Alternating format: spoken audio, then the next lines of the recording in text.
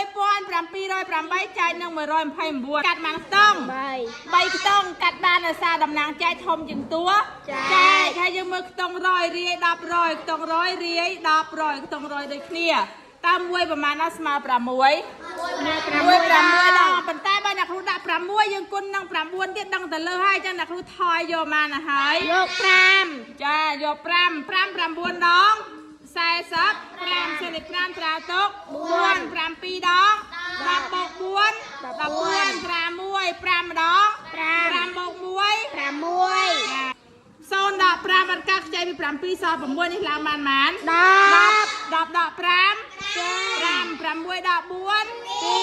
6ដក6ទម្លាក់ណាមកមួយទៀតទម្លាក់8យើងមើលខ្ទង់100និងខ្ទង់100ដូចគ្នាតាមមួយប្រមាណដល់ស្មើ2 1 ដងអញ្ចឹងយើងដាក់បាន2 9ដង8ត្រា1 2ដង4 4បូក1 5 2ម្ដង2ដកលេខហ្នឹងមក0 0ចម្លើយឃើញ52